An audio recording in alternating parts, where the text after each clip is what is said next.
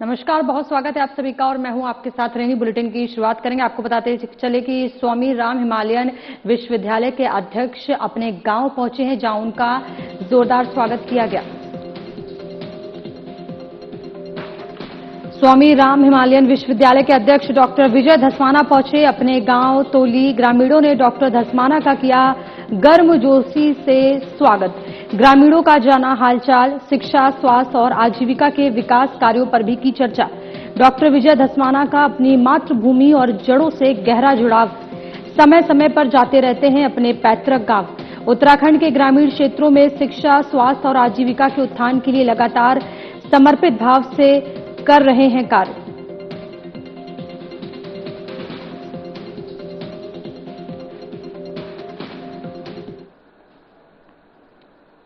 चलिए खबरों में आगे बढ़ते हैं, जहां उत्तराखंड में 2027 में विधानसभा चुनाव होना है, जिसको लेकर ये चर्चाएं हैं कि चुनाव तय समय से पहले हो सकते हैं। इसे लेकर राजनीतिक गलियारों में चर्चाएं तेज हो गई हैं।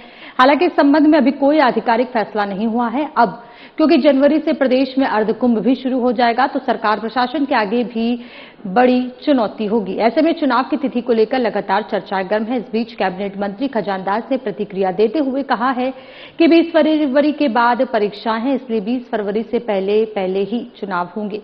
उन्होंने कहा कि चुनाव को लेकर कई सारी भ्रांतियां फैलाई जा रही हैं, जो सही नहीं है।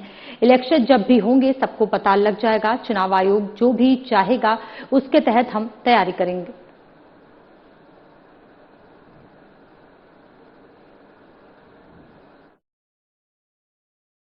क्योंकि 20 फरवरी के बाद परीक्षाएं हैं, इसलिए 20 फरवरी से पहले इलेक्शन होंगे, समय पे ही होंगे।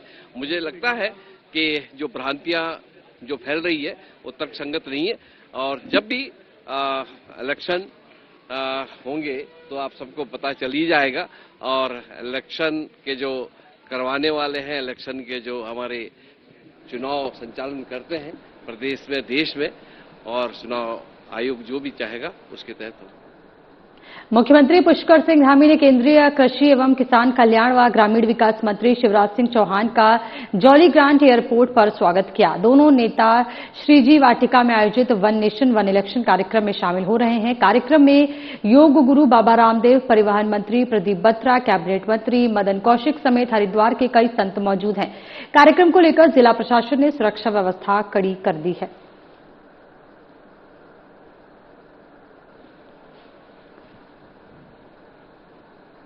बीजेपी सांसद कंगना रनौत और योग गुरु बाबा रामदेव के बीच जेंजी को लेकर शुरू हुआ विवाद बढ़ता जा रहा है। सांसद कंगना रनौत और बाबा रामदेव को लेकर हुए विवाद के बीच योग गुरु स्वामी रामदेव की प्रतिक्रिया सामने आई है। बाबा रामदेव ने मीडिया से बातचीत करते हुए बताया कि वह इस विवाद को बढ़ावा नहीं देना चाहते। उन्होंने कहा कि स्वामी रामदेव क्या हैं और स्वामी रामदेव का योगदान क्या है, वह देश जानता है। स्वामी रामदेव ने स्पष्ट कहा कि वह ओछे लोगों के बारे में कोई टिप्पणी नहीं करना चाहते।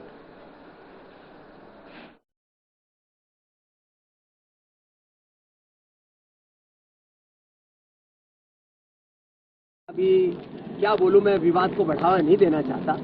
स्वामी रामदेव क्या है ये देश जानता है, स्वामी रामदेव का योगदान क्या है ये देश जानता है। इसलिए मैं ओछे लोगों के बारे में कोई टिप्पणी नहीं करता। 2 सितंबर 1994 को उत्तराखंड राज्य की मांग कर रहे निहत्थे आंदोलनकारियों पर पुलिस की बर्बर कार्रवाई के चलते 6 आंदोलनकारी के साथ एक पुलिस अधिकारी शहीद हो गए थे, जिनको हर वर्ष शहीद स्थल झूलाघर पर श्रद्धांजलि अर्पित की जाती है, जिसे लेकर आज उप जिला अधिकारी कार्यालय में एक बैठक का आयोजन किया गया। बैठक में तय किया गया कि 2 सितंबर को मुख्यमंत्री के साथ ही कैबिनेट मंत्री और मसूरी विधायक गणेश जोशी मसूरी के शहीदों को श्रद्धांजलि अर्पित करेंगे।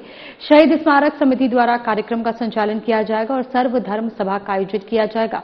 उप जिला अधिकारी राहुल आनंद ने बताया कि 2 सितंबर को मुख्यमंत्री और मसूरी विधायक कैबिनेट मंत्री गणेश जोशी शहीदों को श्रद्धांजलि अर्पित करेंगे और इसके साथ ही संस्कृति विभाग द्वारा सांस्कृतिक कार्यक्रम भी आयोजित किए जाएंगे। वहीं स्कूलों की छात्र छात्राओं द्वारा भी कार्यक्रम की प्रस्तुति दी जाएगी।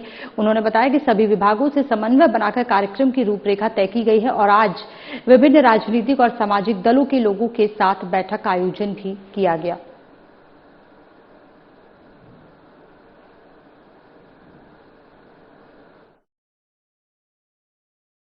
2 सितंबर को यहाँ पे हम हमारे जो मसूरी गोलीकांड में शहीद हैं उनको श्रद्धांजलि अर्पित करने के लिए कार्यक्रम होता है, जिसमें माननीय मुख्यमंत्री जी भी इसमें प्रतिभाग करते हैं और हमारे जो माननीय विधायक कैबिनेट मंत्री जी हैं उनकी उपस्थिति भी रहेगी और हमारे मसूरी के समस्त जनता रहेगी। तो उन्हीं के कार्यक्रम को लेकर सभी स्टेक होल्डर्स के साथ एक मीटिंग रखेगी। कार्यक्रम की रूपरेखा तय की गई है, किस प्रकार से कार्यक्रम होगा और इसको सफल संचालन करने के लिए हमें सभी का सहयोग चाहिए होगा, जिसमें मसूरी शहीद स्मारक समिति और हमारे जितने विभिन्न जो होटल एसोसिएशन, व्यापार मंडल, नगर डिपार्टमेंट्स है, तो सभी लोग उस दिन का समन्वय हो चुका है और सब लोग इसी मीटिंग के आधार पर कार्य करेंगे ताकि कार्यक्रम सफल रूप से। संस्कृति विभाग से कुछ कार्यक्रम और सांस्कृतिक परफॉर्मेंसेज होंगी जो हमारे मसूरी के शहीदों को याद करेंगी। इसके अलावा हमारे बच्चों के विद्यालयों के मध्य भी इससे संबंधित कार्यक्रम जो शिक्षा विभाग द्वारा कराए गए हैं, तो उसमें जो कुछ बच्चों की भी एक प्रस्तुति होगी और प्रतियोगिताओं में उच्च स्थान प्राप्त करेंगे उनको माननीय मुख्यमंत्री जी द्वारा सम्मानित किया जाएगा। पिथौरागढ़ जनपद की मुख्य सड़क मानी जाने वाली थल 7 शिलिंग सड़क निर्माण में देरी को लेकर विधायक बिशन सिंह चुफाल ने नाराजगी जताई है। उन्होंने 7 दिन में गड्ढे भरने और 3 माह में डामरीकरण पूरा करने के निर्देश दिए हैं। साथ ही चेतावनी दी है कि 1 सप्ताह में सड़क में बने गड्ढों को नहीं भरा गया तो क्षेत्रीय जनता के साथ अधीक्षण अभियंता कार्यालय पिथौरागढ़ में धरने पर बैठेंगे। आपको बताते चले कि लोक निर्माण विभाग के अधिकारियों के साथ थल 7 शिलिंग सड़क का स्थलीय निरीक्षण किया। 57 करोड़ रुपए की लागत से चल रहे निर्माण कार्य की धीमी गति और सड़क की बदहाल स्थिति पर विधायक ने नाराजगी जताई। करीब 15 किलोमीटर क्षेत्र में 32 स्क्रबर खोदे गए हैं, लेकिन 6 माह बाद भी केवल 16 स्क्रबर ही पूरे हो पाए हैं। ठेकेदार द्वारा अधूरे छोड़े गए स्क्रबर जनता के लिए परेशानी बन रहे हैं और सड़क में कभी भी कोई हादसा हो सकता है। विधायक ने सड़क की प्रगति और भुगतान पर भी सवाल उठाए। उन्होंने कहा कि सड़क में ठेकेदार द्वारा करीब 25% काम पूरा हुआ है, जबकि ठेकेदार को 40% से अधिक भुगतान किया जा चुका है। उन्होंने डामरीकरण पूरा होने तक अग्रिम भुगतान रोकने के निर्देश दिए।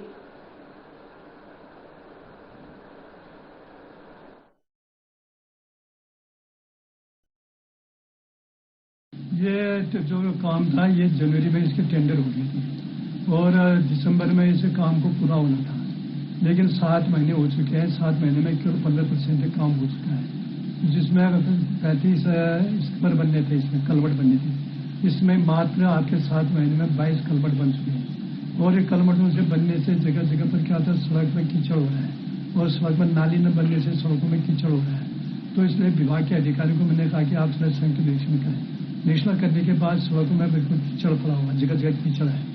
हमने कहा कि भाई कीचड़ तभी साफ कर पाएंगे जब यार आपके कच्ची नाली बनाएंगे। बरसात का पानी आप सीधे कच्ची नाली में चले जाएगा और जहाँ पर गड्ढे बने हुए पूरे सड़क में और एक जगह पर गड्ढे, इन गड्ढों को भरने का काम करें। इसमें पत्थर डालिए, उसके ऊपर आपका बारीक वाली रेता डालिए, तब उसके बाद मिट्टी बिल्कुल नहीं पड़नी चाहिए। तो मैंने इनको निर्देश किया है कि पूरे सड़क में जो है थल तक जो सड़क है, इस सड़क में आप 1 सप्ताह के अंदर जितने भी गड्ढे हैं, जितना पर जहाँ पर कीचड़ हो रहा है वहाँ पर नाली बनाइए। फिलहाल यहाँ रुकेंगे एक छोटे से ब्रेक के लिए, जल्द वापस लौटेंगे।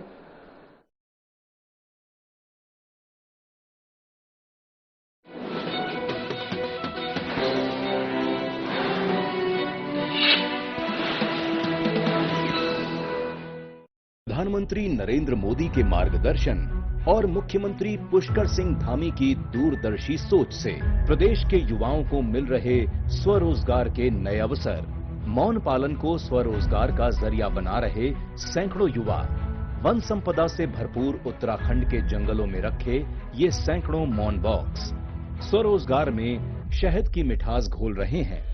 शहद उत्पादन को ग्रामीण आर्थिकी का जरिया बनाने के लिए राज्य सरकार ने नई मौन पालन नीति को मंजूरी दी है, जिससे किसानों के चेहरे खिल उठे हैं। मैं राज्य सरकार का बहुत ही आभारी हूं कि उन्होंने मधुमक्खी पालन के लिए बी कीपिंग पॉलिसी लाई और इस बी कीपिंग पॉलिसी के बनने से हमारे जैसे लाखों मधुमक्खी पालकों को एक नया रास्ता मिलेगा, मधुमक्खी पालन को प्रदेश में बढ़ावा मिलेगा। उत्तराखंड सरकार इस नीति के तहत मौन बॉक्स स्थापित करने, उनके माइग्रेशन, शहद प्रोसेसिंग यूनिट और टूल किट की खरीद पर मौन पालकों को 80% तक की सब्सिडी दिए जाने का प्रावधान है। मेरा ये मानना है कि जिस तरह से आज की तारीख में 80% तक की सब्सिडी मौन पालकों को दी जा रही, तो ये अपने आप में बहुत बड़ा प्रयास है और मेरा ये मानना है कि आपकी खेती बाड़ी के साथ मौन पालन के जरिए आप अपनी आमदनी को बहुत बढ़िया स्तर पे लेके जा सकते हैं। उत्तराखंड में वर्तमान में लगभग 3,300 मीट्रिक टन शहद उत्पादन हो रहा है, जिससे 10,000 से ज्यादा लोगों की आजीविका चल रही है। राज्य सरकार ने अब 15,000 मीट्रिक टन शहद उत्पादन का लक्ष्य रखा है, जिससे 25,000 किसानों को लाभ मिल सकता है। राज्य सरकार मौन पालन को मिशन बनाकर चल रही है। किसानों को मौन पालन से संबंधित ट्रेनिंग के साथ ही उन्हें कई तरह के प्रोत्साहन भी दिए जा रहे हैं। मौन पालन से मिलेगा स्वरोजगार, किसानों की हितैषी उत्तराखंड सरकार। हिमालय की खूबसूरत वादियों में बसा उत्तराखंड, जहां सैकड़ों युवा उद्यमिता और नवाचार से आत्मनिर्भरता की नई कहानी लिख रहे हैं। प्रधानमंत्री नरेंद्र मोदी के मार्गदर्शन और मुख्यमंत्री पुष्कर सिंह धामी के दूरदर्शी नेतृत्व ने युवाओं के सपनों को पंख लगाए हैं। राज्य में स्टार्टअप नीति लागू होने के बाद से उत्तराखंड छोटे उद्यमों का हब बनता जा रहा है। स्पंदन नाम की बेहद छोटे आकार की ये portable ECG device health sector में एक क्रांतिकारी इनोवेशन है। इसे देहरादून के स्टार्टअप सनफॉक्स टेक्नोलॉजी ने विकसित किया है। अंतर्राष्ट्रीय स्तर पर भी उत्तराखंड के इस स्टार्टअप ने अपनी छाप छोड़ी है। उत्तराखंड सरकार जो स्टार्टअप पॉलिसी लाई है उससे हम लोग बहुत ही खुश हैं। हम एज अ सनफॉक्स रोजगार दे पा रहे हैं। ऐसे कई सारे जितने भी उत्तराखंड के स्टार्टअप हैं, काफी लोगों को रोजगार दे पा रहे हैं। इसी तरह इलेक्ट्रिक और पेट्रोल गो कार्ट्स के निर्माण में उत्तराखंड के स्टार्टअप फ्लक्स मोटर्स ने देश भर में पहचान बनाई है। ये स्टार्टअप 2021 में शुरू हुआ था। उत्तराखंड में शुरू करने का मेजर एक रीजन ये था कि यहाँ की पॉलिसी जिस तरीके से सपोर्ट करती है हम स्टार्टअप्स को, और जिस तरह का इंक्यूबेशन सेंटर यहाँ पे गवर्नमेंट के थ्रू बहुत ज्यादा सपोर्ट मिलता है हमें यहाँ पे स्टार्टअप को ग्रो करने में। IT, health, robotics, electric vehicle, tourism जैसे क्षेत्रों में सैकड़ों स्टार्टअप नवाचार, हुनर और उद्यमिता में उत्तराखंड की बढ़ती साख के प्रतीक बन रहे हैं। स्टार्टअप नीति के तहत स्टार्टअप को वित्तीय मदद देने के लिए राज्य सरकार ने 200 करोड़ रुपए का फंड बनाया है, जिससे स्टार्टअप्स अपने व्यवसाय को बड़े स्तर पर विस्तारित कर सकेंगे। स्टार्टअप के लगातार विस्तार से न सिर्फ युवाओं की नवाचारी सोच को नया आयाम मिल रहा है, बल्कि हजारों युवाओं को प्रदेश में ही रोजगार के अवसर भी मिल रहे हैं। स्टार्टअप का हब बन रहा उत्तराखंड, उद्यमिता में आगे बढ़ रहा उत्तराखंड।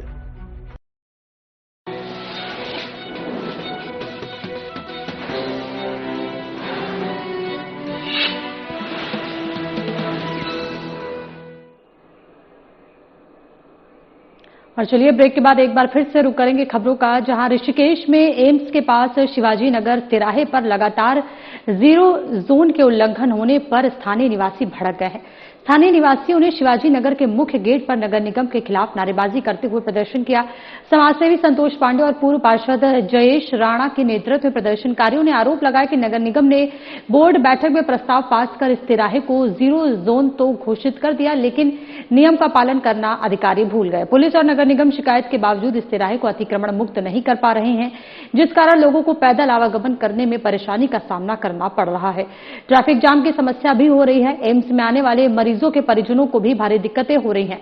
अतिक्रमण होने की वजह से एम्बुलेंस की रफ्तार भी इस तिराहे पर कम हो रही है। ऐसे में गंभीर मरीजों की जान पर भी यह अतिक्रमण भारी पड़ता हुआ दिखाई दे रहा है। सवाल उठाया कि एम्स परिसर में पुलिस चौकी है, बावजूद इसके अतिक्रमण करने वालों में ना तो पुलिस और ना ही नगर निगम का खौफ है। स्थानीय लोग यदि विरोध करते हैं तो अतिक्रमण करने वाले लड़ाई झगड़ा और मारपीट करने से भी पीछे नहीं हटते हैं।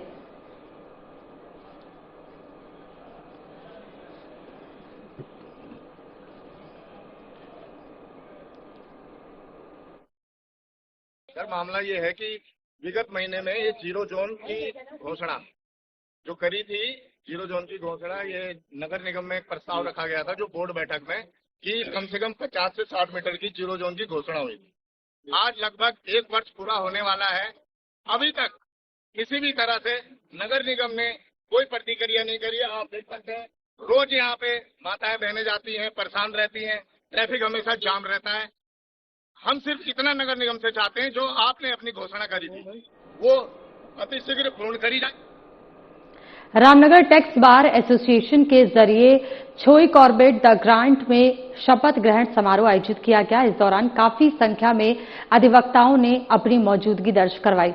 नई कार्यकारिणी ने अधिवक्ताओं की समस्याओं के समाधान, संगठन की मजबूती और आमजन को कानूनी अधिकारों के प्रति जागरूक करने को प्राथमिकता देने का संकल्प लिया गया। वहीं पूर्व अध्यक्ष पूरन चंद्र पांडे को कार्यकारिणी सदस्य निर्वाचित किया गया। नवनिर्वाचित अध्यक्ष मोहम्मद फिरोज अंसारी ने कहा कि वह सभी अधिवक्ताओं को साथ लेकर संगठन को और अधिक मजबूत बनाने का प्रयास करेंगे। अधिवक्ताओं की समस्याओं के समाधान के साथ सामाजिक सरोकारों से जुड़े मुद्दों को भी प्राथमिकता दी जाएगी।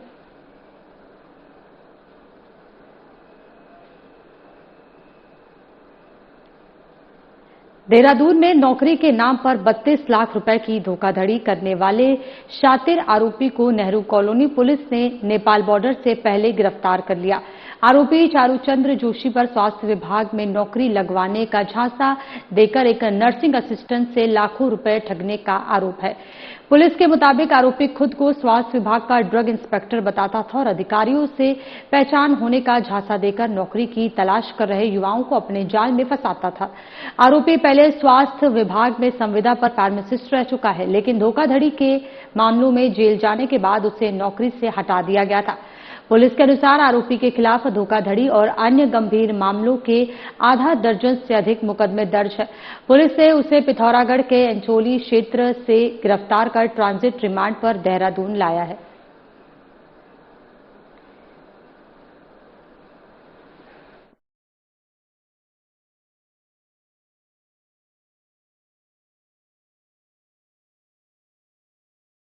तीन 318 सब क्लॉज 4 में मुकदमा पंजीकृत किया गया था। इसमें अभियुक्त चारू जोशी जो है उसको पिथौरागढ़ जनपद से गिरफ्तार किया गया। ये नेपाल भागने की फिराक में था। ये व्यक्ति जो है पूर्व में भी कई बार इसी तरीके से जो हमारे गलेबल विक्टिम्स होते हैं, जो मासूम विक्टिम्स होते हैं, उनको झांसा देकर नौकरी लगवाने के नाम पर झांसा देकर इस तरह से उनसे पैसे ऐंठता है। इसके पूर्व में 7 FIR हैं, जिसमें मुखानी थाने की FIR है, डिस्ट्रिक्ट नैनीताल की, हल्द्वानी की है, ऋषिकेश की है और कोतवाली काशीपुर की FIR है। इसमें पूर्व में 376 का भी कंटेंट कुछ FIRs में रहा है कि कुछ महिलाओं से इसने शारीरिक संबंध भी बनाए इस तरीके से। इसकी पूर्व में भी जो CDR का एनालिसिस है, इसके जो लिंकेजेस हैं या इसके स्टेटमेंट्स हैं, उसमें कहीं पे भी किसी भी आयोग से, किसी भी अधिकारी से और किसी भी एग्जामिनेशन से इसका कनेक्शन नहीं स्टैब्लिश हो पाया है। ये अक्सर शादी.com के माध्यम से या किसी अन्य पोर्टल के माध्यम से जो हमारे इनोसेंट विक्टिम्स होते हैं उनसे कॉन्टैक्ट करता है, नंबर्स एक्सचेंज करता है और उसके बाद उनको बताता है कि मैं आपकी नौकरी लगा सकता हूँ। ये कुछ वक्त के लिए 2013 के आसपास फार्मासिस्ट की नौकरी पे था और उसके बाद इसे उस नौकरी से। रुड़की में कल हुए ठेके कारोबारी अमन हत्याकांड के बाद पुलिस ने बड़ी कार्रवाई की है। देर रात पुलिस की बदमाशों से मुठभेड़ हो गई। नगला इमरती के पास पुलिस ने बाइक सवार 3 बदमाशों को घेरने की कोशिश की और इस दौरान बदमाशों ने पुलिस टीम पर फायरिंग कर दी। जवाबी कार्रवाई में आरोपी सौरभ गोली लगने से घायल हो गया, जबकि मौके से फरार हुए उसके 2 साथियों को भी पुलिस ने गिरफ्तार कर लिया है। घायल बदमाश को रुड़की अस्पताल में भर्ती कराया गया है, जहां पुलिस अधीक्षक अपराध और पुलिस अधीक्षक ग्रामीण ने अस्पताल पहुंचकर उससे पूछताछ की। पूछताछ में सौरभ ने कथित तौर पर बताया कि अमन की हत्या तीनों आरोपियों ने मिलकर की थी और इसके बाद पुलिस ने फरार दोनों आरोपियों की तलाश तेज की और 19 वर्षीय अर्पित सैनी तथा 19 वर्षीय दीप यादव को भी गिरफ्तार कर लिया है और अब पुलिस तीनों आरोपियों से पूछताछ कर हत्या में इस्तेमाल हथियार, वारदात की वजह और हत्या की पूरी साजिश से जुड़े अन्य पहलुओं की जानकारी जुटा रही है।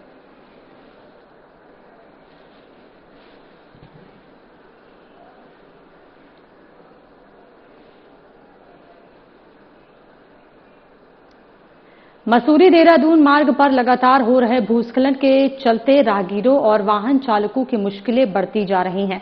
मार्ग का एक हिस्सा दोबारा क्षतिग्रस्त होने के बाद सड़क पर वाहनों की लंबी कतारें लग गई हैं।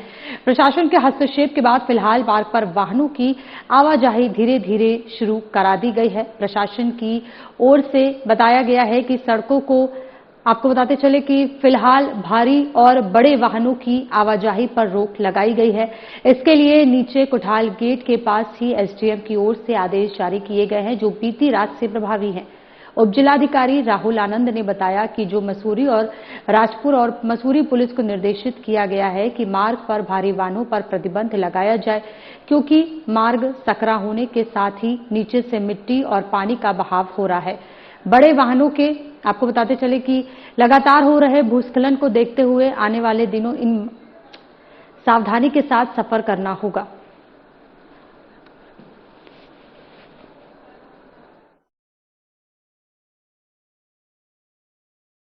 अधिशासी अभियंता जो प्रांतीय खंड है उनकी रिपोर्ट के आधार पर सड़क को फिलहाल जो उस एरिया को उसको वन वे और उसको बड़े व्हीकल जो हैं जो हमारे खास करके बड़े मालवाहक वाहन है उनके लिए इस रोड को प्रतिबंधित कर दिया गया और इसके संबंध में आदेश भी जारी कर दिए गए हैं, जो कि हमारे सीओ साहब और जो दोनों हमारे थाना अध्यक्ष हैं मसूरी और राजपुर रोड दोनों को कम्युनिकेट कर दिया गया है। इस पे बड़े वाहन अभी फिलहाल नहीं चलेंगे जब तक कि रोड की मरम्मत न की जाती है। उत्तराखंड में मानसून एक बार फिर रफ्तार पकड़ने जा रहा है। आज यानी 22 अगस्त से प्रदेश में बारिश की गतिविधियां बढ़ने का अनुमान है। मौसम विभाग ने कई जिलों में भारी बारिश के साथ गरज चमक और आकाशीय बिजली को लेकर अलर्ट जारी किया है। वहीं पर्वतीय इलाकों में भारी बारिश के चलते भूस्खलन का खतरा भी बढ़ सकता है। कई इलाकों में बारिश के तीव्र दौर के साथ गरज चमक और आकाशीय बिजली गिरने की भी आशंका है। मौसम का असर अगले कुछ दिनों तक भी जारी रहने का अनुमान है। 23 से 26 अगस्त तक प्रदेश के कई हिस्सों में बारिश का सिलसिला बना रह सकता है। खासकर पर्वतीय क्षेत्रों में तेज बारिश के चलते भूस्खलन और सड़क बाधित होने का खतरा बढ़ सकता है। मौसम विभाग ने संवेदनशील इलाकों में आवाजाही करने वाले लोगों से सतर्कता बरतने की अपील की है। वहीं चारधाम यात्रियों को भी मौसम का अपडेट लेने के बाद ही यात्रा करने और स्थानीय प्रशासन की एडवाइजरी का पालन करने की सलाह दी गई है।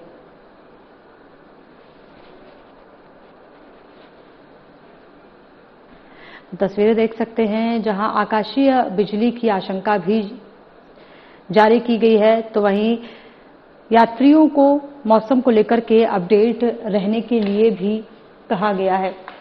तो देहरादून से तस्वीरें आपको दिखा रहे हैं जहां उत्तराखंड में मानसून एक बार फिर से रफ्तार पकड़ने जा रहा है। आज यानी 22 अगस्त से प्रदेश में बारिश की गतिविधियां बढ़ने का अनुमान है। मौसम विभाग ने कई जिलों में भारी बारिश के साथ गरज चमक और आकाशीय बिजली को लेकर के अलर्ट जारी किया है। तो वहीं पर्वतीय इलाकों में भी भारी बारिश के चलते भूस्खलन का खतरा भी बढ़ सकता है। कई इलाकों में बारिश के तीव्र दौर के साथ गरज चमक और आकाशीय बिजली की भी आशंका है। मौसम का असर अगले कुछ दिनों तक भी जारी रहने का अनुमान है।